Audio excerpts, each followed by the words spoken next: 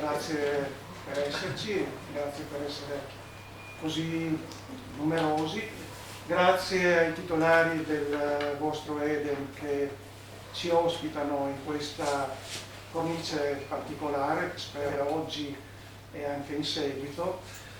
Grazie veramente a Vera Slepoi, psicologa, giornalista, scrittrice, ideatrice del premio Iolanda, e una delle motivazioni per le quali oggi è qua è proprio per questo suo essere il premio Iolanda, che tra l'altro, se non vado errato, lo scorso anno Stefano ha vinto il premio Santa Maria di Leuca. A Santa Maria di Leuca, sì. Sì, ha vinto Quindi, per la lettura del vino.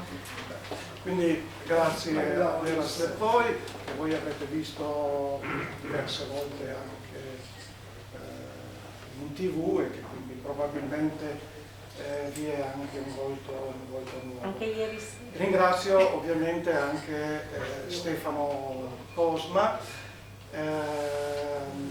che è un amico del 1803 fin delle sue prime edizioni.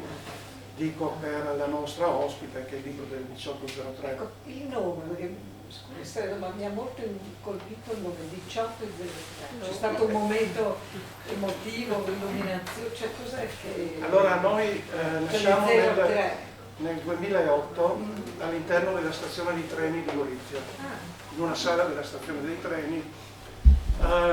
Ci sembrava veramente banale scrivere inizio 18, insomma. Gli orari dei treni non sono mai così precisi, 18, no? Poi 18.1, 18.2, 18.3, è andata per 18.3 e da 14 anni ci portiamo dietro questo nome che è diventato un po' un brand. Diventa anche facile quando si invitano persone che non conoscono la nostra rassegna, parlare del 1803 già in qualche maniera avvicina il curioso a dire, e quindi si instaura un discorso come in questo momento. Ringrazio Stefano da allora è con noi, prima come ospiti, anche in fase organizzative, e oggi presenta il suo libro Il gusto dei saperi tra Carso e Isonzo, che vi invito a leggere perché veramente per noi che abitiamo in queste zone è particolarmente anche ricco di tutta una serie di curiosità che noi a volte conosciamo, altre volte no. Il libro è edito dal Consorzio Culturale del Monfalconese, di Ronchi dei Legionari. Il Presidente doveva essere qua, ma arriverà comunque, avremo occasione anche di salutarlo. Io colgo l'occasione per ringraziare tutti quelli che permettono a noi di così presentare tutti questi appuntamenti della 27esima edizione. E cito il Comune di Gorizia che ci dà il patrocinio ma che ci ospita in diverse occasioni in una delle sale più prestigiose di Gorizia, il Museo di Santa Chiara. Ringrazio il Piccolo che ci presta abitualmente i suoi giornalisti e che ci dà spazio sulla stampa. Ringrazio le Coop Alleanza 3.0, ringrazio la Cassa Rurale del Friuli Venezia Giulia, l'Associazione Culturale Apertamente, l'azienda Paolin di Gorizia, il Culturmidom, altra sede dei nostri incontri, il vostro Eden di cui siamo ospiti, le librerie Ubic che curano abitualmente in sala il nostro corner per la vendita dei libri, e da ultimo, ma non come si dice, i vini formentini, che quest'anno fra l'altro festeggiano il loro 500° anno della fondazione e che dallo scorso anno accompagnano quello che noi definiamo, per chi ci conosce, il terzo tempo, nel senso che noi non finiamo mai senza assaggiare un buon vino. E Formentini, la rivolta gialla, credetemi, vale la pena di un assaggio. Io penso di essermi ricordato tutto, forse ho parlato un po' troppo, però ancora un minuto per ricordarvi l'appuntamento di domani con Massimo Carlotto, che sarà introdotto e dialogherà con Caterina Bolletti, che salute ho visto in sala.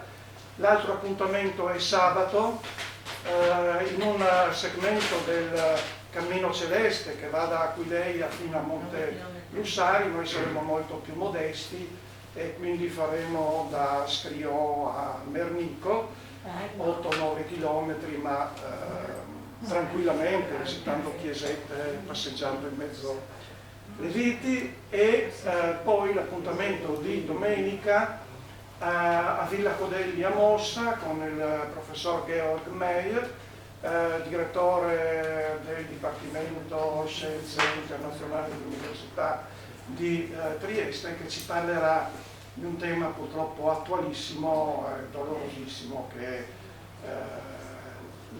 l'Ucraina e quanto sta succedendo e soprattutto quanto succederà verosimilmente in un prossimo futuro. Io vi ringrazio ancora e vado.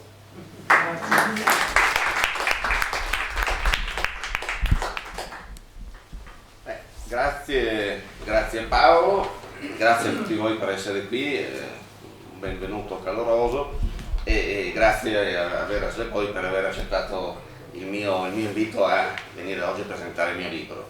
Qualcuno di voi mi sarà chiesto come mai c'è una psicologa che presenta un libro di cucina.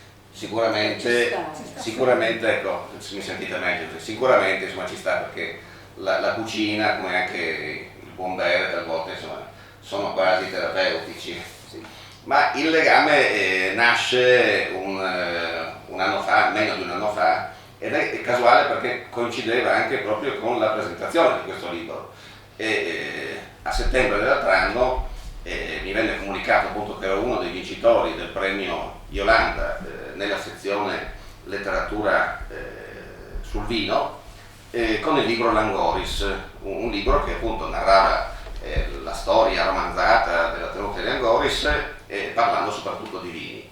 Libro che peraltro è stato anche sponsorizzato dall'amico Fulvio Telesini, che ne comprò diverse centinaia di copie per regalarle poi ai suoi clienti, ed è un libro che a causa del Covid non riuscivo a presentare, quindi poi è arrivata l'occasione di mandarlo a questo premio e lì avevo una scelta davanti a me: se rimanere qua e presentare il mio nuovo libro, Il gusto dei saperi, a Monfalcone, proprio in quella giornata in cui invece sarei dovuto essere a Santa Maria di Leuca. Non ho riflettuto tantissimo, vi devo dire la verità, perché fra andare a Santa Maria di Leuca a prendere un premio e rimanere a Monfalcone, ho detto forse è meglio andare a Santa Maria di Leuca. Così è stato, e così poi ho conosciuto personalmente Vera Slepoi, che ha ideato questo premio, e quindi quando c'è stato da organizzare la presentazione oggi ho pensato a lei per questo legame che ha appunto con la letteratura dedicata alla cucina, alla gastronomia, e in quel caso, anche nel caso mio, insomma, quel settore dedicato al vino, e quindi è nato così.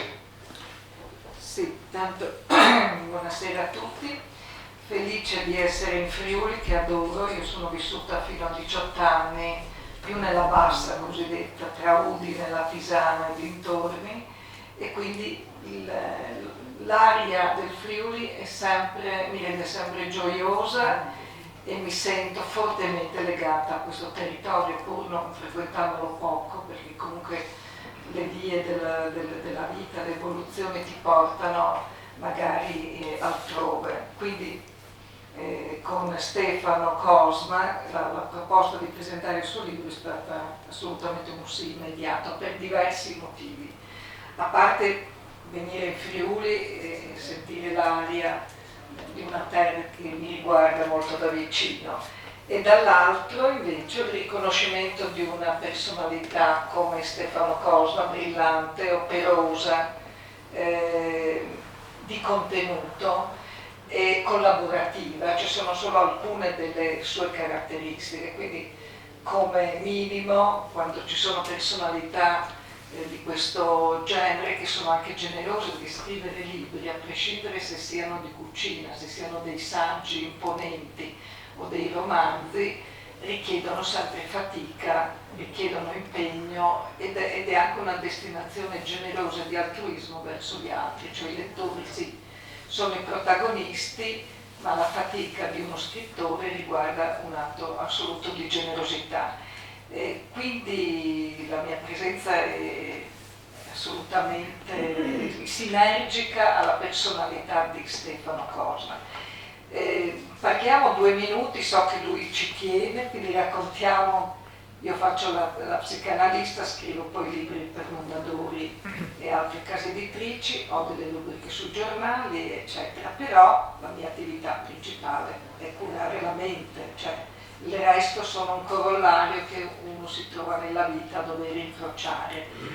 Non c'entravo nulla nel passato con la cucina, cioè nel senso che non sono un artista dei fornelli, sì, cucino delle cose, cerco di cucinare nel modo migliore, e non guardo nemmeno i programmi, ho sì dei ricettari, il cucchiaio d'argento, l'Artusi, ma ad un certo punto a prescindere che dopo destinerò 2 minuti di narrazione sulle patologie del cibo, perché è vero che qui celebriamo le tradizioni, i legami con la terra, la storia antropologica che l'individuo ha costruito attraverso il cibo, anche il suo modo di descrivere l'esistenza e di curare anche la propria esistenza, che era il nutrimento e i prodotti della terra, perché così si viveva nel passato. Poi la creatività delle donne e degli uomini che cucinavano hanno creato poi le ricette. C'entra però anche la patologia, cioè tutto quello che noi riusciamo a produrre di doloroso o di negativo attraverso il cibo. La storia invece del premio Iolano è una storia divertente, magica, ma che riguarda sempre e comunque il desiderio ad un certo punto di restituire alla cucina, togliendola dall'ingombro del mondo mediatico che indubbiamente io non disconosco, va riconosciuto a tutti i vari programmi che riguardano la cucina, le cucine, gli chef, l'orientamento comunque dell'individuo verso un'idea del cibo che poteva avere comunque una nuova vita, non solo i cibi precotti, quelli che troviamo nei supermercati, quelli che ci aiutano a velocizzare la nostra vita, ma anche il rituale della cucina, perché cucinare è una grande storia di riti e di rituali molto precisi che riguardano anche le personalità, perché un conto è cucinare un arrosto, un conto è fare un dolce, perché secondo me la pasticceria è come la miniatura, sono come l'arte di miniaturistica, perché se tu sbagli un grammo, comunque se non hai un'idea esatta anche di cos'è un lievito, di che cos'è una temperatura, il tuo dolce può smarrirsi in questi meandri.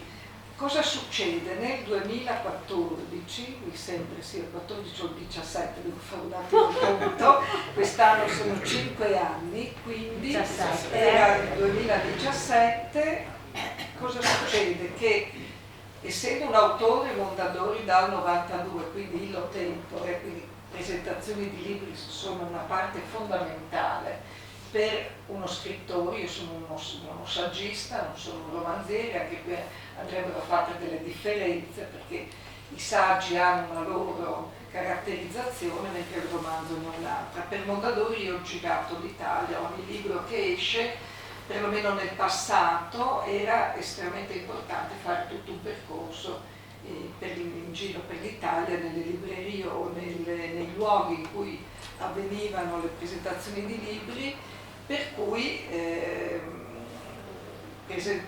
mentre andavo a presentare il mio ultimo libro del 2017, che era La psicologia dell'amore, mi fanno fare un percorso nel Salento, quindi Lecce, Foggiardo, Bari, che comunque non è nel Salento ma è nel Barese, Taranto, insomma tutto un percorso che è durato diversi giorni. Ogni sera gli organizzatori che hanno una bella libreria, sono una coppia di librai di Alessano è un paese molto importante, molto interessante, il Salento andrebbe visto e conosciuto, ma non è la sera per parlare anche del Salento, ma ha comunque una sua caratterizzazione. Guardate che il Sud ha un amore per la cultura e un amore anche per la tradizione dei libri, delle librerie, molto più di quanto noi possiamo immaginare. Quindi in questo percorso mi portavano ogni sera rigorosamente in una trattoria, la trattoria da Yolanda. Il problema non era andare a mangiare da Yolanda, è che mangiare da Yolanda era un mondo, era un'esperienza, cioè si andava dalle pittule alle sagne incanulate, alle paparine con le olive nere, cioè era un mondo un po' afrodisiaco. Infatti le prese in giro erano insieme alla paparina e la foglia del papavero, quindi tu mi dicevano vai in estasi. Sta di fatto che essendo luglio e in quel periodo c'erano 40 gradi di temperatura per cui si affondava il tacco nell'asfalto, un pomeriggio dopo una serata dalla Yolanda, sempre a base di questi piatti, io tornavo sempre estremamente felice, dicevo ma com'è possibile che la cucina o questo cibo ti renda felice? Questa gioia strana mi fa incrociare un pomeriggio 40 gradi con un lungomare di Santa Maria di Leuca, che invito tutti a visitare, che è meraviglioso, questo mare stupendo, e mi ricordo della sera precedente della gioia dell'ennesimo piatto della Yolanda. Quindi sono lì nella camera 234, lo racconto perché è diventata poi, è stata celebrata con, allora non c'era la Bubi, ma c'era la Biba, una maltesina che purtroppo se n'è andata presto, ma è stata sostituita dalla Bubi, e tra di me dicevo cos'è che si può creare che dia valore a queste esperienze così belle dell'arte di una cuoca salentina che ha iniziato a cucinare all'età di 7 anni.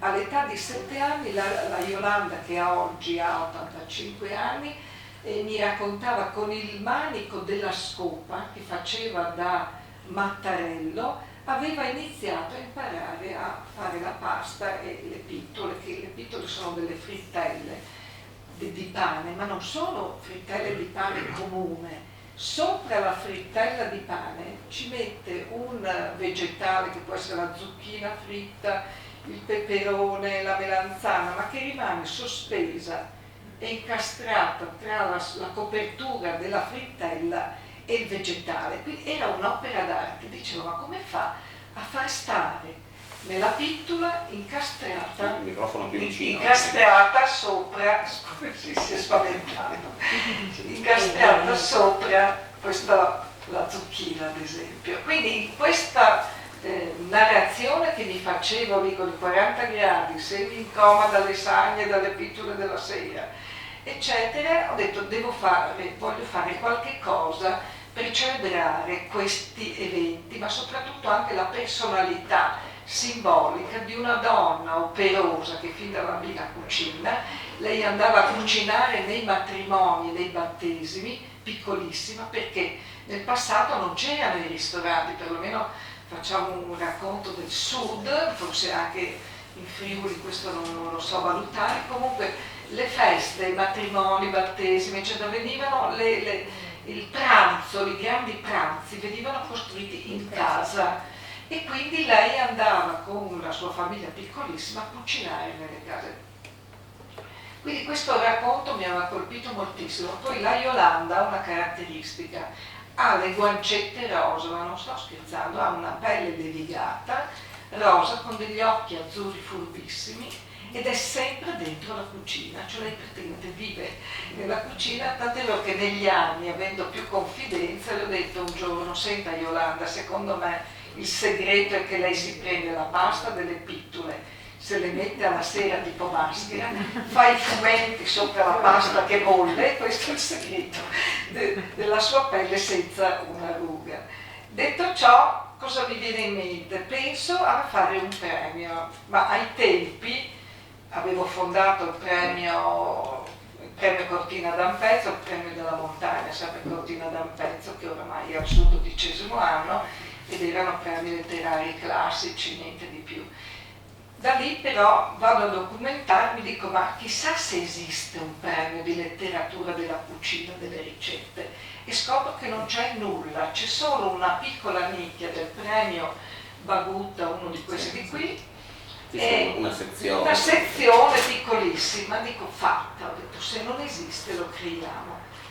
Scrivo lì faccio una struttura, una specie di programma ideale, no? Come doveva essere, no? Un premio come lo costruisce, con uno statuto, una giuria, con un presidente, no? Cioè il valore di una giuria sono le persone, i letterati che analizzano, che premiano e si coinvolgono anche nella lettura, perché attenzione, sono premi veri e sono lettori veri, sono giurie vere. Non viene designato, cioè Cosma non è stato designato a tavolino, manco lo conoscevo, mi era arrivato a Milano, tutto manco a Padova il libro Langoris, che ho detto ma che strano, copertina e titolo, mi appassiono, dico fatto questo, era appena nata la sezione, era il secondo anno che nasceva la sezione sui vini e quindi è nata così. Cosa succede? Io ero molto amica, dico ero perché non c'è più da qualche anno, non so se voi conoscete i Bibanesi. I Bibanesi sono stati una storia del grosso grissino stirato a mano, ideato da un'altra personalità eclettica e eccezionale che era Giuseppe Darè. Giuseppe Darè a quei tempi, quindi quel luglio del 2017, io decido che la persona più colta in materia di cibo nel mio mondo assolutamente oscuro su questo settore, chiamo Giuseppe Darè, dico Giuseppe, ho un'idea, hai fa lui, a te se ti viene un'idea è un disastro. Comunque a lui chiedo, per accorciare i tempi del racconto, gli dico senti, io sono qui nel Salento, c'è questa esperienza di questa cuoca, io voglio fare un premio, eccetera, eccetera, dico ma tu che ne pensi? Ah, benissima idea, sei sempre... E gli dico, sì, ma chi faccio presidente? Faccio te? No, per l'amor di Dio non mettermi, lo dice in Veneto che ho troppo da fare, devo aggiungere una fabbrica, i libanesi.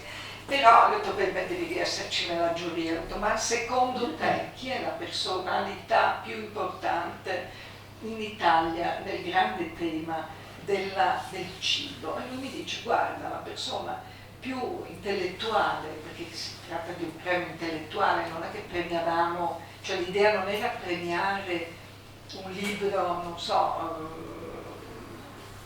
della Clerici, no? Cioè era semplicemente dare valore finalmente alla letteratura, cioè a quella parte operosa degli scrittori che scrivono dei libri di cucina, di ricette, ma anche come ricerca, come contenuti, come insomma un'arte dello scrivere su questo settore. E lui mi dice Davide Paolini, e io conoscevo Davide Paolini perché Rappi 24, il Sole 24 Ore, Davide Paolini ha delle rubriche, una di queste è il gastronauta. E lui che cos'era? È un intellettuale che cerca di scoprire quelle che sono le tradizioni, quelle che sono le nicchie anche del cibo, no? dei prodotti, è un mondo molto selettivo. Dico, senti Giuseppe, però io non conosco Paolini, insomma alla fine nel cinquantenario della celebrazione dei libanesi mi fa incontrare Davide Paolini, non mi ricordo il mese, comunque sarà stato sicuramente settembre, era passato poco tempo da questa mia idea di fare un premio letterario sulle ricette, sulla cucina. Davide Paolini, pur essendo una personalità un po' orso, no? Cioè se tu non lo conosci, è una personalità estremamente abituata a guardare criticamente, no? Cioè lui entra qua dentro e guarda criticamente, cioè non è una persona è disponibile perché è generosa, ma in un modo estremamente come si può dire, silenzioso, non è una persona che abbraccia, che ti conforta o che ti seduce, ecco, non è un uomo seduttivo. Ricordiamoci che, parlo a livello psicologico, che la seduzione è comunque una trappola, perché la personalità seduttiva generalmente utilizza le parti deboli, le parti fragili dell'individuo per avere un risultato. Quindi chi non è seduttivo può sembrare spigoloso, può non piacerci, non esserci simpatico,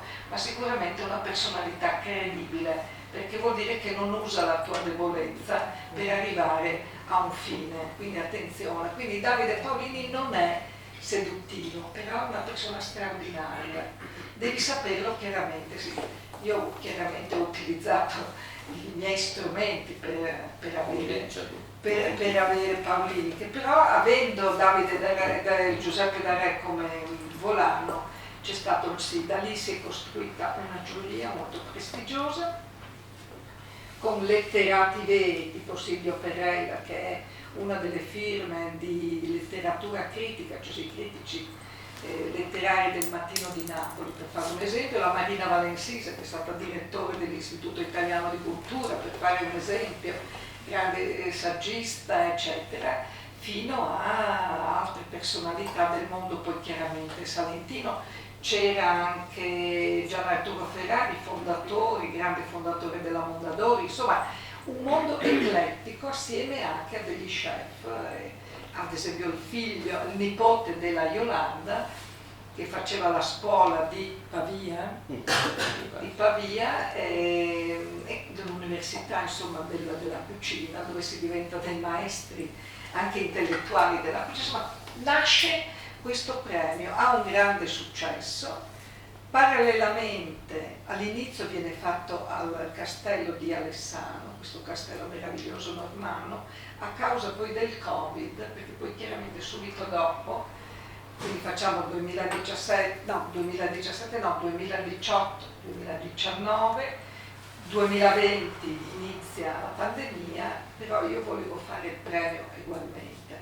Perché ci spostiamo da Alessano? E perché Alessano? Perché Lucugnano è a qualche chilometro da Alessano, dove c'è la trattoria da Yolanda. Io penso che voi andrete tutti nel Salento a provare. Voi andateci a nome del premio Yolanda e vi ricorderete di questa presentazione dove non c'era nulla di esagerato, semmai riduttivo, perché nella cucina è il gusto, il sapore, la tua cultura personale, è un po' come la pittura, cioè tu davanti a un quadro c'è l'universalità dell'arte, dove tu ti emozioni perché è universale, poi c'è l'emozione personale, soggettiva, quella che fa parte della tua storia, che ti fa scegliere o respingere qualcosa. Ecco, quindi quando vai lì i piatti sono inesorabili, cioè tu vivi un'esperienza che non ti aspetti, che è una sagna. La sagna sarebbe una pasta stesa a mano, tutto chiaramente a mano dalla Yolanda che sta lì in questa micro cucina. Non aspettatevi grandi cose. Questa cucina che è nata da una trattoria che serviva vino anticamente e quindi poi ha mantenuto un po' questa sua caratteristica, però la sagna è morbida e il sugo entra in modo veloce e rimane strutturato dentro la sagna.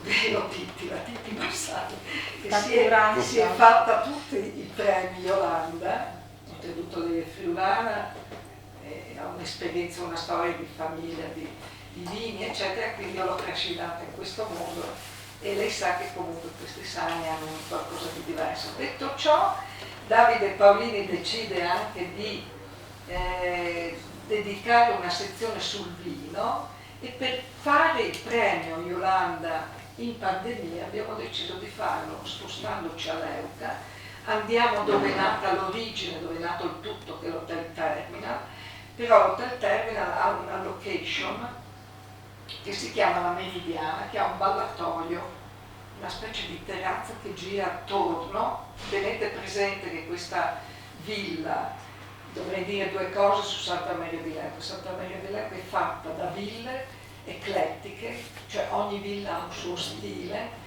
con un mare meraviglioso, non ci sono costruzioni oltre i 2 piani, quindi è un mondo magico, costruita da un mondo salentino illuminato, e dove noi facciamo il premio oramai stabile, la Meridiana, c'è una costruzione fatta da una famiglia che poi era anche l'architetto e l'ingegnere delle altre ville, e là sopra noi premiamo Cosma, è stato premiato là sopra. Quindi nella sezione vini entra un'altra friulana vostra che è la Rossana Bettini, Illy, tanto un po' per fare un po' di allarghiamo la nomenclatura delle personalità. Entra anche il Roberto Felluga, anzi entra ancora prima della Bettini, diventa anzi, devo dire, Roberto Felluga, che come voi sapete non c'è più ed io lo ricordo con affetto, ha sponsorizzato sempre tutti i miei eventi, tutti i premi, tutte le convenistiche che io ho fatto in questi anni, quindi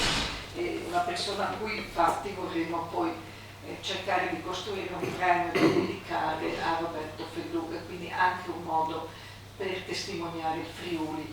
Veniamo quindi a Stefano Cosma e alla vostra terra e a questo libro molto bello di Cosma.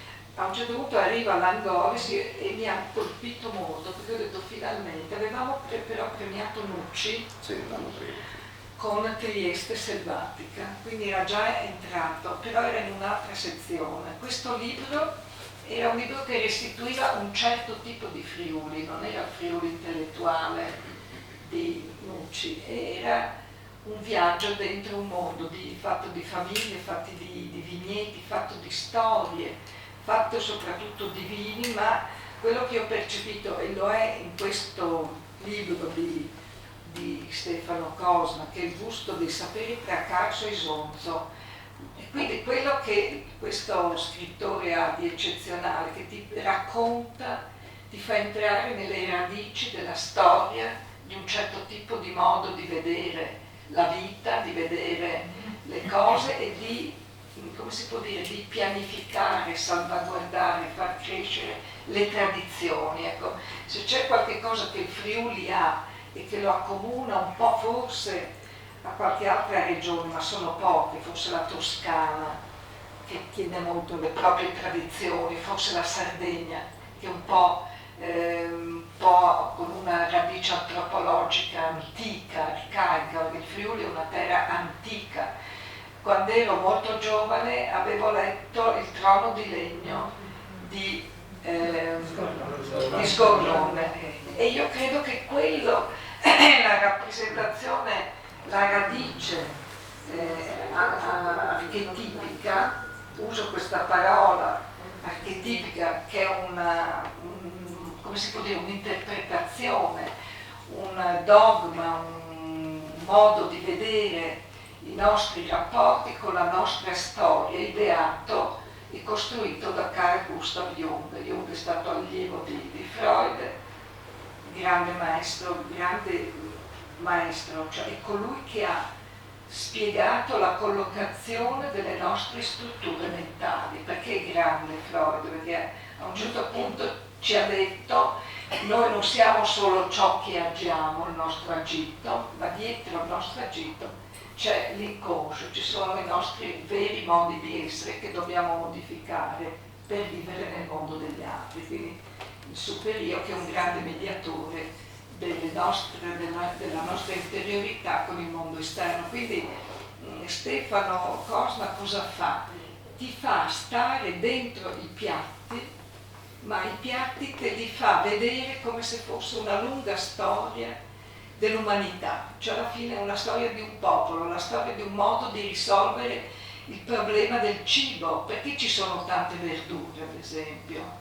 Ci sono tante verdure perché il mondo della campagna, il mondo di quello che la terra nel passato faceva crescere. Perché ci sono, ad esempio, determinati incroci, no? L'agrodolce, il dolce, che sono incroci del mondo moresco e del mondo legato alla Tunisia, al Marocco del Sud, perché sono stati colonizzati, perché poi c'è la Francia che entra nel mondo del centro Italia, così come voi siete stati, avete avuto un imprinting molto forte dal mondo austriaco, austro-ungarico, cultura austro-ungarica che voleva dire comunque raffinatezza, eccellenza e gestione del cibo in un certo modo, che come il mondo francese, cosa di speciale, che costruisce il piatto, il cibo e lo unisce in modo straordinario, introducendo elementi che nel passato magari non esistevano. Quindi questo viaggio, il Friuli è un incrocio di mondi. A me addolora molto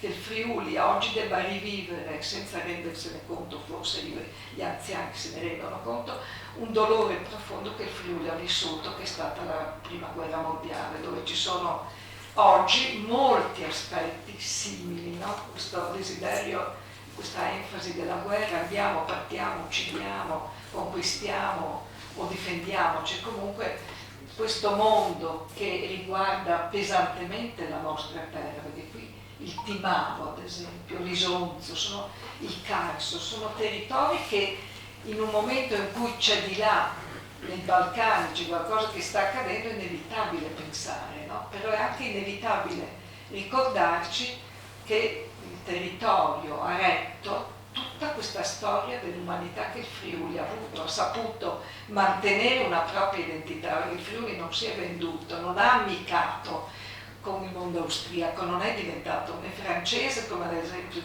insomma, il mondo siciliano si è fatto molto più contaminare, il Friuli non si è fatto contaminare, perché ho citato il Trono di Legno, perché lì c'è la durezza, la spigolosità della vostra personalità, perché io ritengo che non siano tante le tradizioni, è la personalità che crea le tradizioni, è il modo che una terra, una cultura, una famiglia decide di destinare le proprie risorse. Cucinare un fricco come lo cucinano nei ristoranti è impensabile, perché il modo di cucinare il fricco, ogni famiglia avrà la sua modalità, quella è la parte psicologica, che è la restituzione della soggettività. Quindi la cucina, le ricette sono un mondo importante, ma sono importanti anche perché ci danno il modo di creare il nostro modo di essere, di concepire il cibo. Due cose sul cibo, che è la parte più importante, fondamentale, quando un bambino nasce, l'allattamento, il rapporto con il seno materno, il rapporto con il corpo della madre, che oggi viene un po' disconosciuto, in modo troppo superficiale, bypassato con altri mediatori, no? Che sono dei padri. Al bambino il padre non gli interessa la mamma, il nutrimento, il punto di riferimento, il corpo che accoglie. Quindi dalle le prime relazioni affettive passano anche attraverso il cibo. Ad esempio un errore grave che fanno oggi le famiglie è di non destinare il rito del cibo con accuratezza. Non puoi fare la colazione con i tuoi bambini dando il telefonino perché non ti disturbino o dai la televisione, non si può fare, lo puoi fare, sì, tutto si può fare, però poi dopo un paio di anni ti trovi il soggetto alterato e ti chiedi come mai tuo figlio non mangia troppo o ha gli incubi di notte o comunque ha determinate manifestazioni. Perché il rapporto con il cibo è la prima parte fondamentale che il bambino ha con il mondo esterno e a seconda di quanto una madre sia accogliente, nutra e accoglie, rende un soggetto sicuro di se stesso e protagonista di se stesso. Oggi le grandi problematiche mentali le abbiamo nell'insicurezza, nella perdita di punti di riferimento e nella paura, no? Oggi i bambini sono molto più in difficoltà, non hanno strumenti, ma non c'è nessuno che li accompagna. Cioè non si può accendere, il bambino torna a casa, accende il microonde, si fa il toast, il panino e si guarda un TikTok che è proibito oltretutto nei minori, però oramai le cose vanno in un certo modo. Ci preoccupiamo poco della salute psicologica, ci preoccupiamo poco di far crescere i figli in modo adeguato. I grandi temi, le grandi patologie alimentari, lo sapete molto bene, l'anoressia e la bulimia, ma oggi non sono le grandi patologie che stanno emergendo, sono gli attacchi di panico, sono le paure incontrollate, sono la mancanza di punti di riferimento che creano una fragilità nell'affrontare le situazioni. Ci sono le dipendenze che diventano un modo per sostituire altre ansie, altre sofferenze. Quindi il cibo, bisogna anche il pranzo, la cena, andrebbero fatti con cura, non importa se tu cucini una pagliare, una bistecca, se costruisci un'insalata, è importante che il bambino veda che tu cucini, che tu prepari la pappa, che tu prepari il cibo per lui.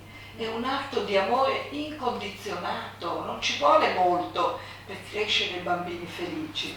gli devi dedicare però del tempo, non ti puoi rifilare la merendina Kinder, oppure vedi pacchi di patatine, Coca-Cola che vengono abbinate, poi li vedi che si allargano sempre di più con le glicemie, bambini che hanno già un destino segnato. Non puoi per il tuo egoismo non dedicare quell'attenzione al nutrimento, perché è vero che qui parliamo di libri alti che narrano una storia, ma queste ricette nascevano comunque dal tentativo di rendere il prodotto positivo, gradevole, mangiabile, anche dietetico. Guardate che le ricette e la cucina friulana è a base di verdura, è a base di cibi, di minestroni, di cibi che vengono combinati, anche nella povertà della polenta.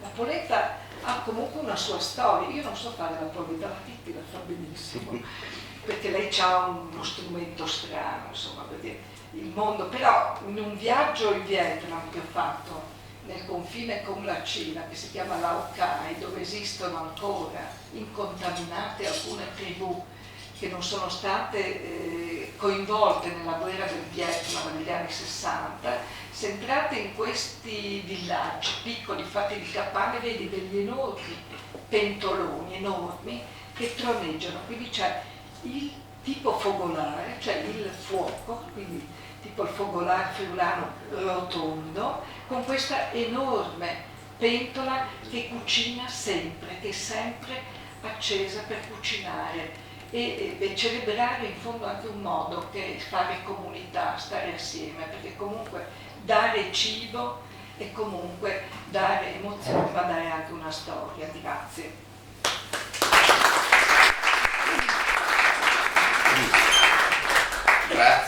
Grazie Vera per la tua spiegazione, anche per le dolci parole nei miei confronti. E per questo spaccato che ci hai dato della cultura del cibo in generale, l'importanza delle tradizioni, l'importanza del preparare il cibo in famiglia. In fondo, che cos'è il libro Il gusto dei saperi tra Carso e Isonzo? È il racconto, se vogliamo anche fotografico, che non guasta, delle tradizioni di quella parte di territorio della nostra regione che chiamiamo Bisaccaria, che sta fra l'Isonzo e il Timavo, che ha il Carso che parzialmente anche rientra nella Bisaccaria, nel comune di Ronchi e di Sagrado, e poi ha il mare. Quindi un territorio che storicamente è stato un po' slegato da quelli circostanti, perché gran parte della sua storia l'ha fatta sotto la Repubblica Serenissima, mentre ai lati aveva territori dell'impero asburgico. Un territorio che però, essendo in quella posizione, per secoli ha avuto diverse contaminazioni culturali, linguistiche e ovviamente gastronomiche. E quando il Consorzio Culturale Monfalconese, che mi aveva contattato anni prima per il Tiramisù Coppa Vetturino, prima parlavi della storia della trattoria Iolanda, il Tiramisù o Coppa Vetturino è l'origine del tiramisù, nel senso che c'è una lotta ormai da diversi anni fra i trevigiani e due locali della nostra regione, quello che è l'Albergo Roma di Tolmezzo, e comunque c'è ancora, anche se non è più della stessa famiglia, e il Vetturino, che invece è chiuso, ma la famiglia, la figlia di Mario Cosolo, ha conservato la ricetta del padre, ed è la prima ricetta di un dolce al cucchiaio che assomiglia, quando lo si assaggia, al tiramisù classico che conosciamo, e che però poi venne chiamato tiramisù, nel senso che dà forza, dà energia, no? E poi nel corso di 2 anni fa circa, il Consorzio Culturale Monfalconese mi ha chiesto: ma perché non facciamo un libro che parte da un'altra pubblicazione che ha quasi 25 anni, che si chiamava Magnari Bisiacchi, e che era proprio la raccolta fatta da un circolo locale delle ricette tradizionali fatta nelle famiglie. Quindi erano andati a intervistare donne anziane che magari avevano lavorato per le famiglie più ricche della biseccheria o semplici ricette di casa, e avevano fatto un libro che conteneva tante ricette, pochissime immagini. Serviva dare una nuova veste a questo racconto. Allora dico abbiamo perché insieme a me ci sono stati altri collaboratori che hanno scritto con me, che insieme a me hanno scelto le foto d'epoca, e siamo arrivati a selezionare circa una settantina di ricette, partendo da quelle molto più numerose e originarie, anche perché tante erano ripetizioni, come dicevi tu prima. Ogni famiglia una ricetta la adattava ai suoi gusti, ogni famiglia aveva magari qualche ingrediente diverso, quindi diventava ripetitivo mettere 3 ricette che avevano tutte quante magari di gnocchi piuttosto che... Faccio una domanda che mi viene inevitabile, ma tra la cucina friulana classica e questa c'è una differenza? È questa cucina che genera le altre cucine friulane? Cioè nasce tutto da qui? Cioè, o in qualche modo, perché stavo pensando in cosa differenzia, no? Cioè cosa ha di diverso e che cosa ha, che implicazioni ha avuto? Sì.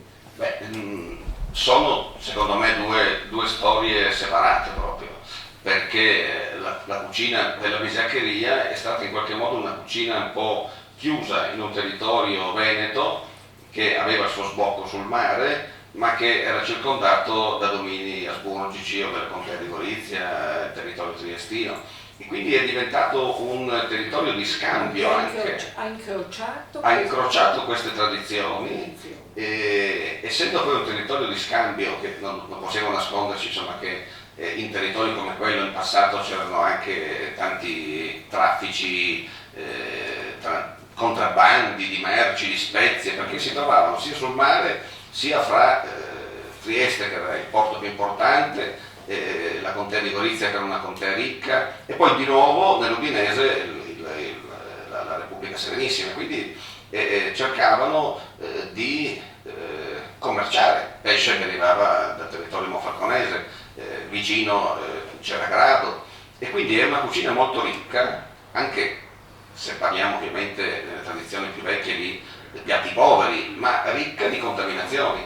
Prima citavi l'importanza delle erbe, degli ortaggi, insomma tutto quello che l'agricoltura ci regala. All'inizio abbiamo voluto raccontare diverse storie, diciamo, legate alla tradizione gastronomica, anche una nella quale ho voluto riportare un manoscritto che si può anche, diciamo, trovare online la sua trascrizione, ma che non è mai stato dato alle stampe, di un sacerdote. Spesso nel passato erano i preti che conservavano tradizioni a cui piaceva mangiare e bere, e quando devo scrivere qualcosa sul vino locale, uno dei più bravi è stato Mattia Vertovez, che era un parroco della Valle del Vipaco, che ha scritto il più bel trattato di viticoltura slovena nel 1844, ma perché faceva il parroco, quindi aveva anche tempo da dedicarsi, aveva i suoi parrocchiani che gli portavano i vini, e quindi fece uno studio approfondito.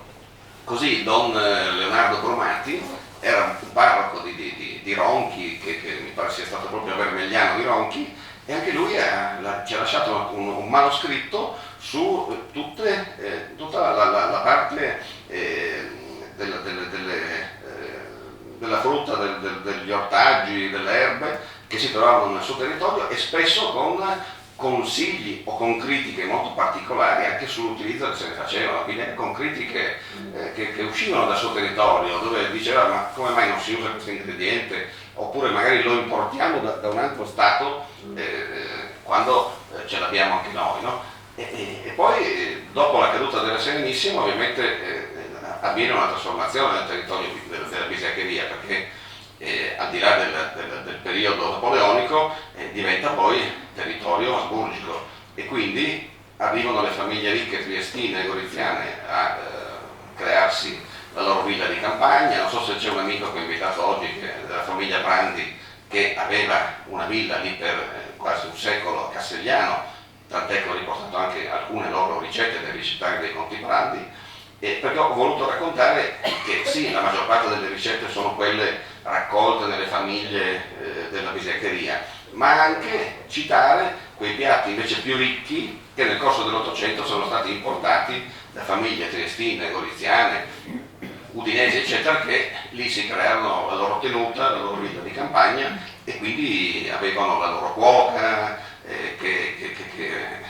trasmetteva poi agli altri che magari lavoravano in famiglia o che li aiutavano, tradizioni che erano, come dicevi tu prima, austro-ungariche, e che austro-ungariche significa contaminazione ungherese del mondo slavo, quindi prima quando ci siamo sentiti al telefono mi ha detto che ti piacerebbe mangiare gli gnocchi con le susine, non so se stasera arriveremo, però lì c'è la ricetta degli gnocchi con le susine, e perché esistono gli gnocchi con le susine anche nel territorio bisiacco, seppur siano più originari del Collio, è perché c'erano le susine, nel senso che incrociavano, poi vedi, per rendere il gnocco più appetibile ci mettevano, chissà chi l'ha inventato, ci metteva dentro la susina, sì, perché dolce, la susina la si coltivava, e tant'è che si trovano anche i gnocchi con le albicocche, cioè usavano ciò che avevano. Poi c'era quello che aveva più estro, c'era quello che magari lo faceva di mestiere, quindi realizzava dei piatti diversi, insomma. Una parte non meno importante è quella dedicata ai vini, perché i vini, a differenza magari di oggi che li vediamo come un momento elegante, particolare, dell'aperitivo, che vino ci abbiniamo a questo piatto, insomma, fino a pochi decenni fa il vino era o quasi una parte della propria alimentazione per chi lavorava in campagna, prima hai citato la prima guerra mondiale, tutti i soldati di tutte le parti avevano, si trovano anche le foto, i carri che li rifornivano di vino piuttosto che di birra, c'erano soldati austriaci o boemi, e nel passato era uguale, nel senso che un povero fante che si faceva centinaia di chilometri, quando si fermavano in un villaggio sequestravano grani e vino. Il vino nel territorio bisiacco è particolare perché oggi sono molto meno importanti alcune varietà che c'erano e anche come numericamente le aziende sono poche, mentre a metà 800 ci fu una persona che studiò tutte le varietà autoctone dell'epoca e ce n'erano tante solamente di ronchi dei legionari, che non si chiamava ronchi dei legionari, si chiamava ronchi di Monfalcone, varietà autoctone, la gran parte delle quali poi a causa delle malattie dell'Ottocento dell'evoluzione in viticoltura sono andate perse, però nello stemma del comune di Ronchi dei Legionari non a caso ci sono 3 filari di vite, 3 tranci di vite, perché era un territorio che confinava anche con il Carso, quindi avevano varietà che crescevano sia sul territorio carsico sia sulla pianura, e tutto questo poi fa nascere anche degli abbinamenti nel corso dei secoli fra vini, piatti.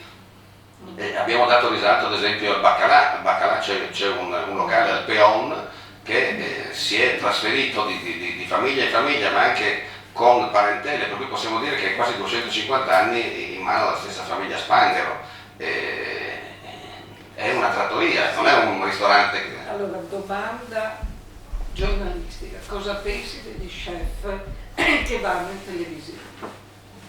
Ti devi esporre. Allora, gli chef che vanno in televisione promuovono le cucine, possono, secondo me, avere un ruolo positivo, importante, perché sono dei divulgatori della tradizione. No? Però vedo che con il corso degli anni questo sta diventando un po' una moda. Un po' trascina gli spettatori a seguire le trasmissioni di cucina, in certi casi i più bravi riescono a trasformarsi anche in chef concretamente veramente bravi. Penso a Antonia Klugman, che grazie a Masterchef, seppur fosse brava già prima, ma era una cuoca poco conosciuta, e oggi ha aperto un ristorante molto noto. In Friuli chi c'è? In Friuli c'è una storia di c'è Zoppolatti, il cui papà è morto proprio in questi giorni, a 96 anni, e Zoppolatti che va spesso in TV, che ha il suo ristorante a Cormossa, a Giardinetto, e secondo me è uno di quegli chef televisivi però genuini, corretti, insomma, che altri un po' hanno trasformato, insomma è inutile nasconderci che Bastianic, io l'ho conosciuto di persona, è un uomo di spettacolo. non è uno chef, saprà anche cucinare sicuramente, ma forse è la mamma quella che è veramente chef. E Bastiani è un personaggio di spettacolo, perché quando uno va in TV ogni settimana oppure in qualche trasmissione anche quotidianamente, colpisce di più per la sua capacità di parlare o per il suo accento americano, per la sua... E poi una volta mi è capitato di dargli un premio, devo dire che è stato difficilissimo riuscire a parlare poi con la sua assistente. Alla fine è stato bravo in questo, è arrivato, è salito sul palco, invece di parlare di se stesso ha parlato di Osco Graun, il produttore qui vicino a Jugoslavia, ringraziando perché quando lui aveva il ristorante negli Stati Uniti ha conosciuto Graun che lo ha portato, e quindi non ha diciamo dimostrato di essere protagonista, perché ha parlato degli altri, ha preso il premio e nessuno è riuscito neanche a dargli la mano perché è sparito, cioè salita in macchina è scappato via. E quindi è una di quelle persone sì, che fa la sua toccata e fuga e quindi rimane un po' inarrivabile, e questo purtroppo è il lato negativo, diciamo, di tanti chef televisivi, nel senso che creano un mito attorno a sé e tante volte sì, aiutano certi ristoranti, aiutano alcune zone in cui vanno a fare i vari programmi, i 4 ristoranti di Borghese, penso che sicuramente, indubbiamente, gli chef che magari vanno meno in TV forse hanno più tempo per stare dietro ai fornelli, perché mi chiedo tante volte quando siano in cucina, perché chiaramente quelli che vanno spesso in televisione hanno una brigata di cucina che li sostituisce quando sono negli studi televisivi.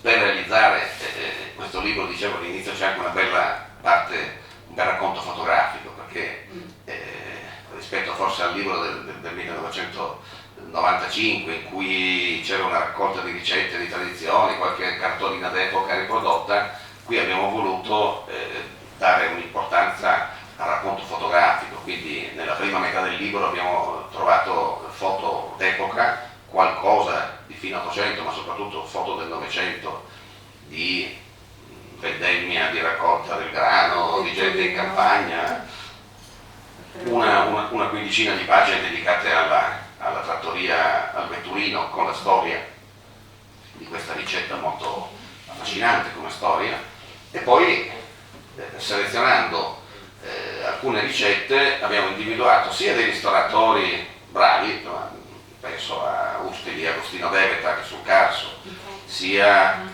un altro cuoco del ristorante Al Porcante di Monfalcone, che peraltro ha chiuso perché 2 anni di pandemia lo avevano messo in ginocchio, e una osteria che è quella al Peon, che fa soprattutto conosciuta per il baccalà, e un'altra trattoria di Ronchi, e poi per i dolci abbiamo pensato a Maritani, che è una pasticceria che ormai sta crescendo tantissimo, una pasticceria che peraltro nasce negli anni 20-27. Come dolci c'è la putizza e c'è la... come si chiama?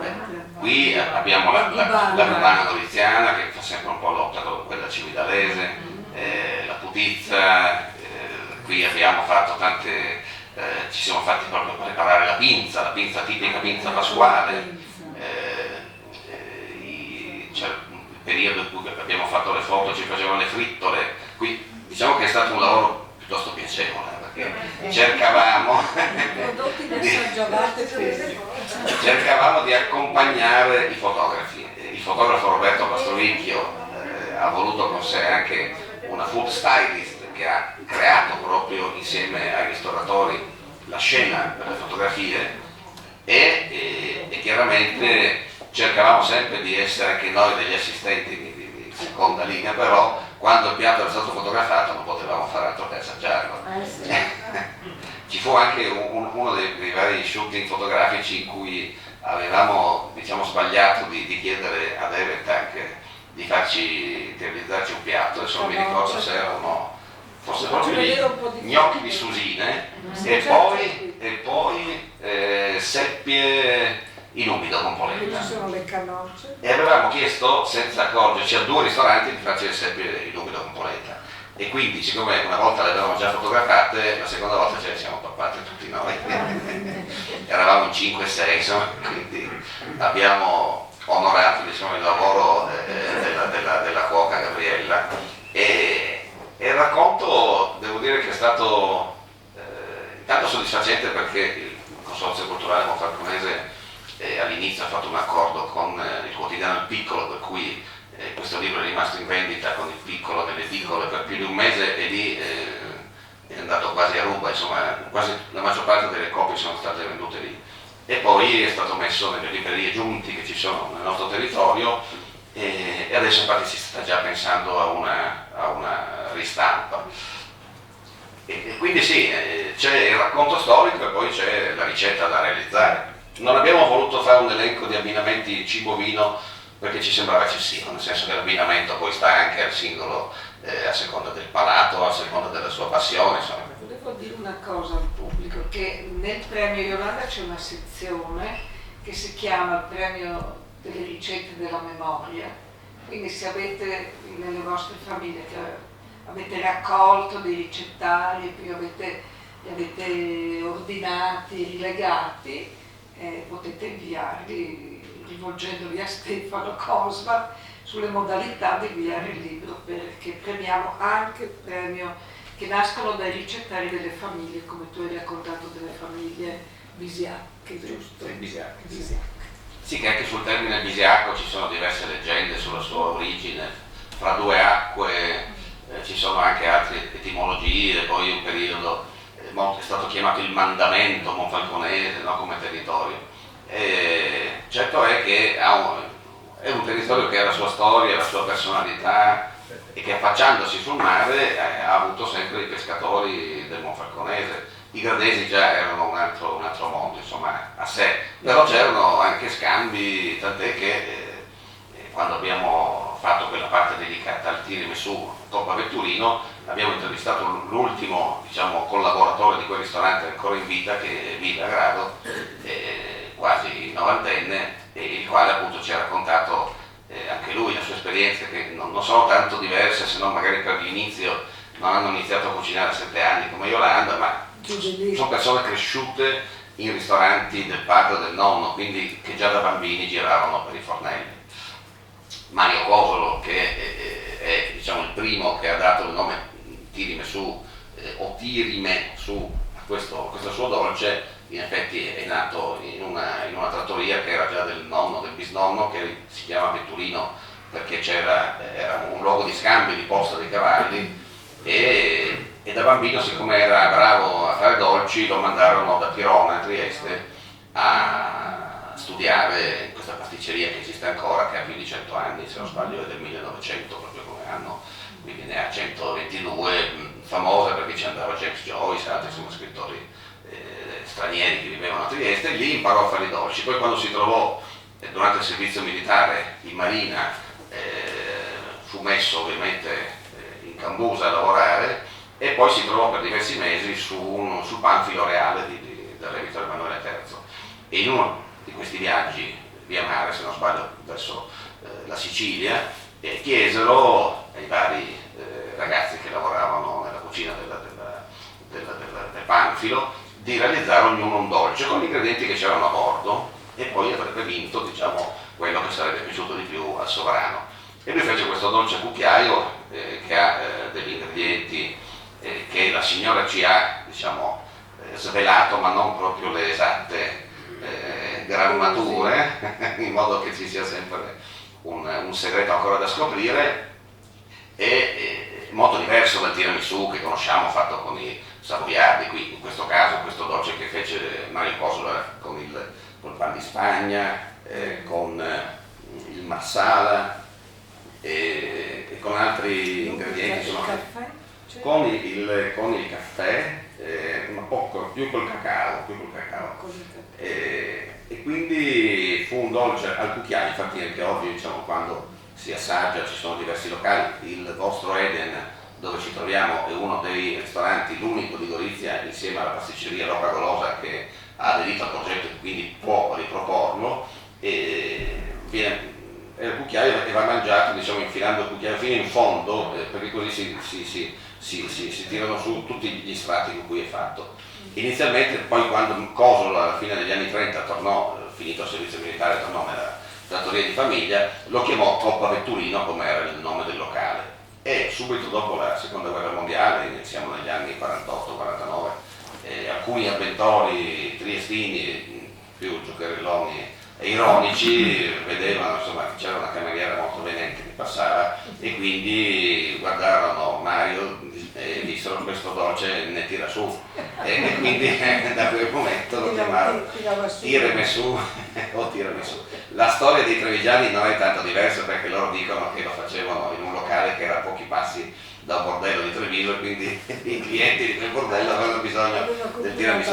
Quindi c'era comunque una base di dolce afrodisiaco e corroborante, e così dopo e così loro hanno conservato la ricetta. Negli anni, fine anni 50, gli amici che avevano questo locale, che esiste ancora ma non è più loro, l'albergo ristorante Roma Tolmezzo, per primi hanno scritto, esiste insomma una nota di un ordine con scritto tiramisù, e loro furono i primi a trasformare quella che prima si chiamava trancia al mascarpone nel tiramisù che noi tutti oggi conosciamo. E quindi lì abbiamo dedicato un po' di pagine che, se guardate, hanno anche un colore diverso, un colore giallino, diciamo, come colore della carta di stampa, proprio per dargli una connotazione diversa, con le foto originali. Ci sono insomma foto anche in cui si vede una pubblicità dove dice il tiramisù di Mario vale più di quel che costa. Anche le foto della trattoria. Sì, perché poi era un locale diventato famoso, quindi ospitava personaggi, attori, politici, sportivi che andavano lì a sposarsi. Tiberio Mitri, la Fulvia Franco, Miss Italia dell'epoca, si sposarono lì. Esiste una foto fatta nell'occasione del loro matrimonio e dietro si vede la pubblicità del tiramisù. E quindi insomma qui ci sono tanti racconti che fanno anche venire voglia di assaggiare queste ricette.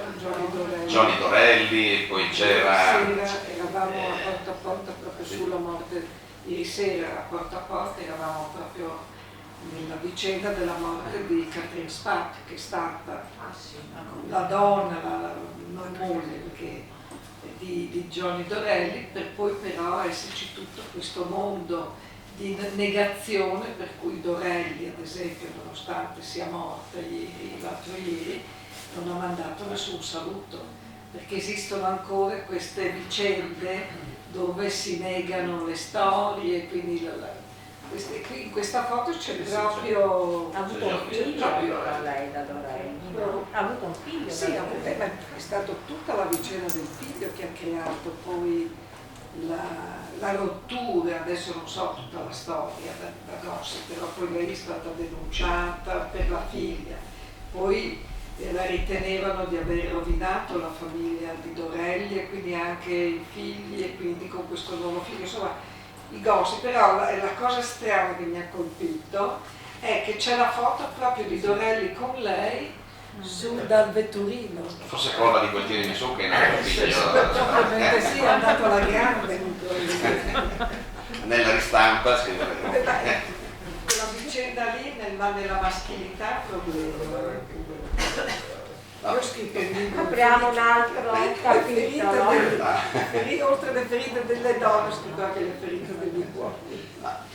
Diciamo che qui ovviamente abbiamo riportato queste teorie così simpatiche sulla forza corroborante del tiramisù, ma in effetti in passato anche quegli stessi scrittori che ho citato prima dell'Ottocento parlano di alcuni nostri vini, tutti derivanti dall'uva del refosco, che erano secondo certi afrodisiaci. Come la paperina della Yolanda, che è a base di foglie di papavero, e quindi dovrebbe essere legato a un afrodisiaco. Quindi ecco, questo gusto dei saperi insomma è anche, contiene anche degli elementi piccanti, diciamo, non solo in qualche ricetta ma anche in queste storie, insomma, lì anche al vetturino andavano durante le riprese a grado i pasolini e la Callas, insomma, quindi c'era tutto un giro lì del jet set. Vedevano, si alzavano, sì.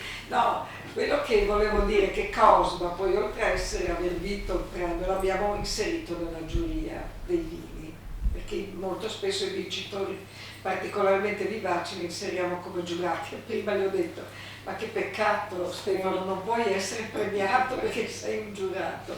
Libro che meriterebbe veramente di essere celebrato. Grazie. Qualcuno vuole fare delle domande? A proposito di questo libro aggiungo, visto che mi hai fatto venire in mente adesso, che non che vi invito a venire perché Torino è un po' lontano, però vado al Salone del Libro perché è la prima edizione dopo gli ultimi 2 anni di chiusura, ma anche perché quest'anno casualmente il Friuli Venezia Giulia è la regione ospite del Salone del Libro, e quindi all'interno degli appuntamenti della nostra regione e del padiglione dedicato ci sarà il 19 la presentazione del mio libro e anche penso l'assaggio del Tiri Messuco Avventurino alla fine, quindi quello potrebbe farvi correre fino a Torino. Se ci sono domande, curiosità, siamo qui. Dopo, come diceva Paolo, dopo chiuderemo il nostro incontro appunto con un brindisi con i vini dell'azienda Formentini, che hai citato la Ribolla Gialla, ma mi pare che oggi avremo il friulano, ex Tokai. E una curiosità, dove si può gustare il tiramisù del vetturino? C'è la possibilità ancora? Sì, sì. Allora, peraltro ho visto che mi ha scritto il presidente Iannis che è ancora in una riunione, per cui parlo io a nome del Consorzio Culturale del Monfalconese. Anni fa, proprio per tutelare la ricetta, si è accordato il consorzio con Flavia Cosolo, abbiamo scritto un disciplinare sulla produzione di questo dolce e hanno aderito, è stato fatto un bando, hanno aderito una serie di locali dove si può gustare. Allora a Gorizia c'è la pasticceria Opera Golosa e anche il vostro Eden. Chiaramente è un dolce che siccome non viene fatto sempre, è meglio ordinarlo magari il giorno prima. No, ma io Poi, guardo da ragazzina a Pieri. a Pieri, sì, sì. L'ho assaggiato, però Poi ci sono a Trieste, c'è Pirona, c'è Viezzoli, c'è il ristorante da Deveta che è qui a San Michele del Carso, c'è Nando a Monterliano, ce ne sono una ventina, dopo c'è una pasticceria a Udine dove sono andato anche a presentarlo, non mi ricordo il nome. Sì, quello autentico, anche perché chi lo realizza comunque viene formato, diciamo così, dalla figlia di Cosolo, da Flavia, e quindi Qui c'è la ricetta vera. qui c'è la ricetta, sì, qui c'è la ricetta, sì. Però ecco, diciamo la verità, che la ricetta consente di farlo, ma secondo me il tocco di Flavia, che poi racconta alcuni accorgimenti, la rendono poi perfetta, diciamo.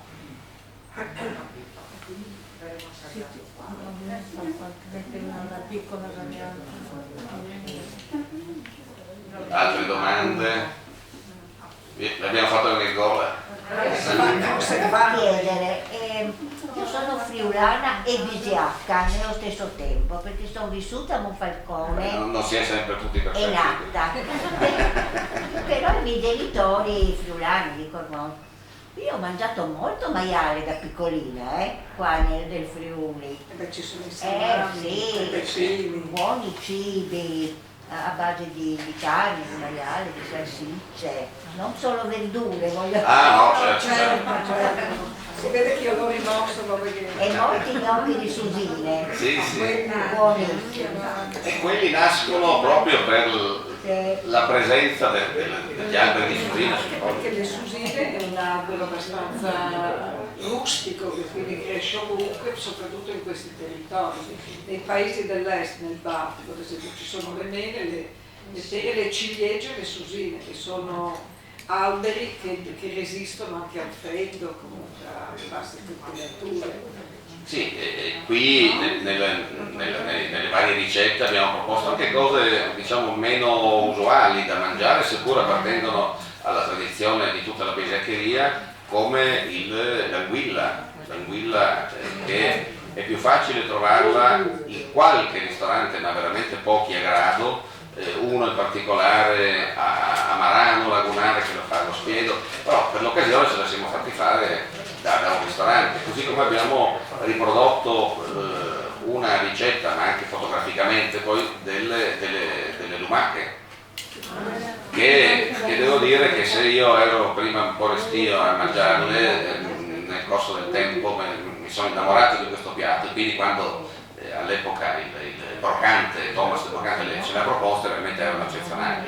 Quindi non ci sono solo le ricette della cucina povera, ma anche quelle che sono un po' una rivisitazione, seppur le lumache insomma si andassero a prendere. La famiglia italiana, la famiglia friulana o visiacca, come vive oggi il proprio cibo, la propria cucina? Cioè ha rotto le tradizioni o riesce a mantenerle? Parecchio ha rotto. Cioè non esiste, No, non, per me no. Io mantengo la cucina dei miei genitori. li vediamo E maggiormente. cara mia. Nelle case è più facile mantenere, no? Beh, però dipende, non è Anche nei ristoranti si trova di tutto. Quindi secondo voi in Friuli o nel vostro territorio è facile che ci sia una passione a mantenere le proprie tradizioni? Guardate che in molte regioni italiane non è detto che vengano mantenute le tradizioni, cioè, soprattutto in nuove generazioni adesso c'è un ritorno un po', vedi che gli hamburger ad esempio, McDonald's cerca di sedurre un po', no? Integrando i cibi della famiglia, però io credo che nella famiglia forse la pandemia ha restituito un po' di passione della cucina, no? Beh, in effetti sì. E forse con il grano che non avremo, dicono che non avremo, forse impareremo a fare il pane o a non buttare. Forse il problema grosso è che noi abbiamo buttato molto cibo e secondo me in molte ricette c'è la conservazione dei cibi che venivano riutilizzati. Non so, il polpettone, le polpette, insomma, tante ricette venivano, quindi perché nel passato il cibo, perché il cibo nel passato era più difficile da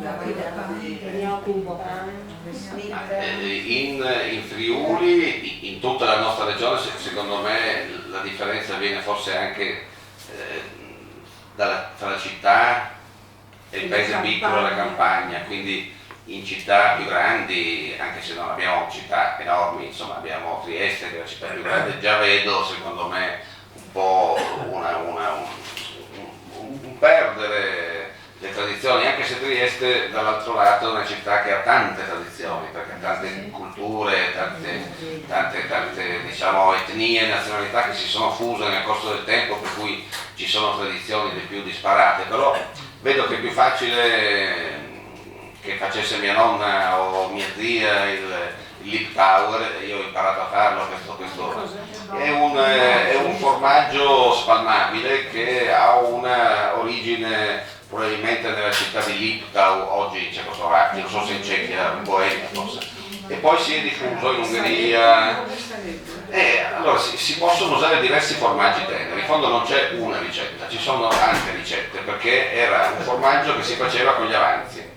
Il comune denominatore di tutte queste ricette è l'utilizzo della paprika dolce e della paprika piccante, che dà il colore poi diciamo rosa salmone a questo formaggio spalmabile. Però io stesso in famiglia ho la nonna che non c'è più, ma in fondo non c'è più da poco, insomma, quindi l'ultima volta mi è capitato di presentare questa ricetta e di andare a ricercare la sua ricetta, e ci metteva i capperi, ci metteva, se non mi ricordo, la cipolla tagliuzzata eccetera, e non mi ricordo se lei o mia zia non ci metteva l'acciuga e l'altra sì, perché l'acciuga è la tradizione più ungherese di mettercela dentro. Come veniva fatto? Sì, con la lezione di cucina?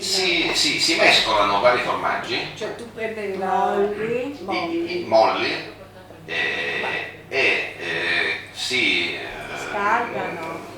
si mescola diciamo con non so, diciamo le acciughe, i capperi eccetera, la paprika dolce e la paprika piccante, e poi si mescola, si tagliuzza tutto insieme, quindi uno può metterci più, non so, più senape, Ma poi faceva e poi diventa come una palla così, si lascia in frigo. di crema. Sì, una specie di crema. Si può usare zucchero crostini, sul pane nero, sul pane... Sì, mi si apre un mondo come il Però, volevi dare una tua ricetta? No, è un po' come il formaggio di Frante in Carnia, cioè vecchi formaggi mescolati e salati in quel caso. Mentre ecco... di formaggi o di riciclati, e per tornare alla domanda di prima, ecco, in città magari si perdono, oppure da una certa generazione in giù i giovani magari sono appunto trascinati dalle varie pubblicità. Ecco, in campagna devo dire che invece anche da amici miei coetanei, insomma, vedo che c'è la passione di preparare la polenta come andava fatta, o addirittura di avere il norcino che viene a porcitare il maiale in casa e dopo si hanno tutti i salumi. Devo dire che quando si fa provare questa cosa a un bambino, mio figlio adesso ha 10 anni, ma quando ne aveva 4-5 ha visto che c'era il norcino, che non è proprio una cosa simpatica. Per uno che guarda Peppa Pig, non oggi, ma 5-6 anni fa, Sì. poi vedere un parente di Peppa Pig che diventa salume, però sì, non è rimasto scandalizzato, quindi vedeva tutti questi che lavoravano e dopo c'era il fegato, il cuore, uscivano. Perché i bambini non si scandalizzano. No, e quindi dovrebbe far parte di una sorta di approccio alla vita normale, perché sennò pensano che tutto sia fatto al supermercato, insomma. Quindi più si è in campagna più si resiste. Secondo me qui nella nostra regione ci sono tante tradizioni di cui anche si è orgogliosi, no? Parlavamo del baccalà, lì a Turiaco c'è la festa del baccalà, ci sono le sagre legate a certi piatti, a certi animali, quindi ci sono dei legami. No, più tardi di lunedì ero per Pasquetta a Fossalon, che non è più bisaccheria, ma insomma è il passaggio dalla bisaccheria a Grado con la festa degli asparagi, grigliate. Adesso No, inizia il periodo. E poi ci sono i bruscandoli, carletti, che sono sia veneti che friulani.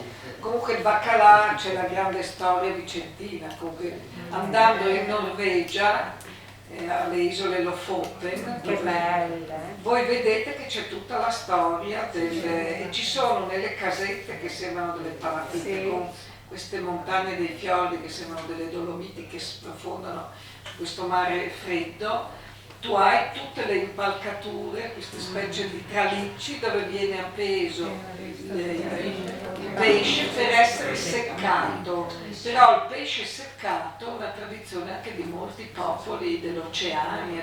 In Friuli c'è ancora un vecchio mulino vicino a Codroico. Mulino Dorato. L'unico è rimasto tutta Italia dove battono ancora a mano il baccalà. Per Sì, fare sì. il baccalà a ragno, Sì. come viene chiamato. Sì, io questa storiella l'ho raccontata, peraltro poi uno mi ha anche tirato le orecchie perché l'ho scritta, ma perché è chiaro che c'è anche una parte di leggenda, però effettivamente cosa successe? Siamo, non so se nel 1300 mi pare, un Querini, un patrizio veneziano, parte con una sua nave per portare della Malvasia in Inghilterra, il vino Malvasia in Inghilterra, e vengono colpiti da una tempesta e alla fine questa nave si perde nel mare e naufragano sulle isole Lofoten. Solo cosa succede? Che arrivano in queste isole e questa è una leggenda che insomma, si trova anche nei libri antichi. Questi marinai si innamorano di queste donne che giravano nude e quindi gran parte di loro non torna più a Venezia e rimangono Avevano lì. bevuto Malvasia. Qualche mese dopo finalmente un'altra nave passa e insomma, tira su i pochi che vogliono tornare a Venezia e così per questo scambio che doveva essere la vendita di vino Malvasia in Gran Bretagna, il Querini ritorna con lo stoccafisso che intanto avevano scoperto lì e quindi fu lui a portare lo stoccafisso a Venezia e il mulino Dorato, che è un mulino mi pare sia del 400, che ovviamente era in territorio veneto della Serenissima, ancora oggi ha questo Sì. martello, diciamo dire, che si muove con le palle e batte lo stoccafisso per riammorbidirlo e farne il baccalà. E ovviamente lì in Turiaco dobbiamo dobbiamo pensare che Turiacco e tanti altri paesini della Bisaccheria sono stati grandi possedimenti delle famiglie veneziane, Morosini, non a caso ci sono Morosini, no? I Priuli, cioè le grandi famiglie avevano lì, loro erano dei latifondisti che talvolta avevano le proprietà in Veneto e talvolta qui nella zona del Monfalconese, per cui questa storia del baccalà, perché è presente lì da 250 anni in questa trattoria, perché fa parte insomma della tradizione veneta in senso più ampio. Beh, tutti questi discorsi ci hanno aperto, un po' ci hanno stimolato le papille. Adesso assaggerete il friulano dell'azienda Formentini, un'azienda antica che nasce nel 1520 e che quindi, se non ci fosse stato il Covid 2 anni fa, avrebbe festeggiato veramente i 500 anni, invece adesso li festeggerà penso quest'anno. Una richiesta di chiarimento, cioè come vivete voi il fatto che sì, è stato declinato con il termine friulano, però è la rinuncia di usare il termine toccai. Cioè come vivete la faccenda che avete dovuto rinunciare a toccai? Ma è vera, cioè loro, chi sono gli ungheresi? Ma gli ungheresi hanno ragione oppure hanno torto? Secondo voi? Io so che c'è uno dei formentini, Sì. ecco, che ha fatto questa grande scoperta che Toccai è ungherese. Si è dato la mano? No, diciamo che no, non è così. È che è un po' difficile dire chi ha ragione, perché entrambi hanno ragione. Infatti questo problema non era sorto nel passato, nel senso che il Toccai friulano che abbiamo noi come uva, perché il nome dell'uva rimane per fortuna sempre quello, è un nome di una varietà di uva. E dopo da questa uva nasceva il Toccai vino. In Ungheria hanno una città che si chiama Tokai e i vini di quel territorio si chiamano Tokai, cioè di Tokai, come se da noi parlassimo del Coglio. Coglio è una località, o Aquileia è una città e c'è la Doc Aquileia. E loro per questo motivo hanno vinto, perché le norme europee danno la prevalenza a nomi legati al territorio, come il parmigiano. Ma come il Bordeaux? Che però non è esatto, cioè, del resto l'Unione Europea non ha protetto molto la nostra agricoltura, bisogna dirlo. Infatti ci sono nel passato, penso alla fine dell'Ottocento, inizio del Novecento, quando c'erano le prime mostre dei vini europei, in cui si trovano espositori che venivano dal Friuli, che portavano il loro Toccai friulano, e quelli ungheresi che portavano il lero Toccai, e non c'era nessun contrasto tra di loro. Non si poteva decidere di mettere Toccai friulano e Toccai ungherese, cioè per quale motivo non era? Il motivo è che le grandi aziende francesi avevano comprato aziende in Ungheria e volevano avere l'esclusiva.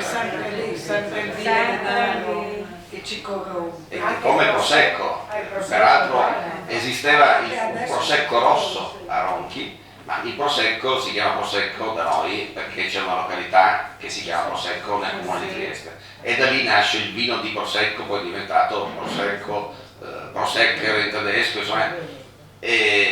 Ma adesso anche lì come Ecco, giù c'è un'isoletta lì della Dalmazia dove fanno il Prosek, che è un vino fatto con altre uve, non un'uva sola, c'è un'uva di Malvasia loro, un'altra, e fanno un vino passito, che non ha niente a che vedere con il Prosecco spumante nostro. Eppure, per lo stesso principio per il quale noi italiani abbiamo perso, questa volta dovremmo vincere noi italiani nei confronti dei dalmati, perché loro hanno un vino che ha un nome di un territorio nostro, e quindi anche perché Prosecco a Trieste, essendo una località con minoranza slovena preponderante peraltro, il nome Prosek è un nome ufficiale, cioè nel senso che il nome di quella frazione si chiama Prosecco / Prosek. Comunque scusa, è strano che chi sta difendendo il Prosek è Zaia che è Veneto, quindi è Zaia che è uscito con molte dichiarazioni che lui difenderà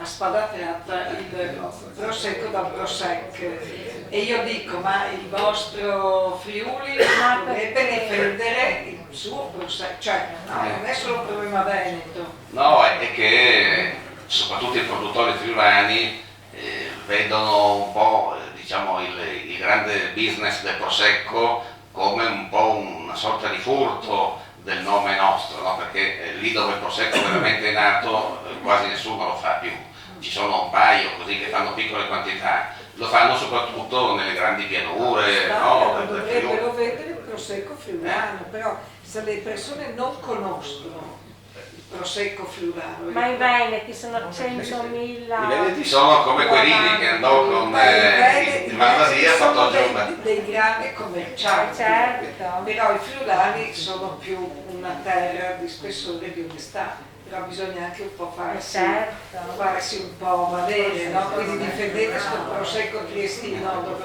un friulano, molte cose che io questa sera ho sentito non le sapevo, quindi se non si trasmette la conoscenza si aprono poi i mercati, che magari un piccolo mercato di nicchia, ma esiste, siccome c'è una cultura del vino che sta emergendo, è perché il Prosecco è diventato molto divulgativo, ma più un vino ad esempio è divulgativo, più si va verso le nicchie che diventano molto più pregiate, quindi facciamo un po' di sveglia, no? Sì, è che è un discorso che i nostri sentono poco perché preferiscono fare altri vini e lasciare il Prosecco che in fondo nasce in provincia di Trieste ai Veneti e quindi fanno baruffa invece che trovare un accordo. E noi invece non facciamo baruffa, noi assaggiamo questo friulano e Paolo ti chiederei prima però di consegnare a Vera Slepoi questo omaggio dell'azienda Formentini, Era quello che ti stavo così che ricordando. possa appunto degustare a casa anche l'altra varietà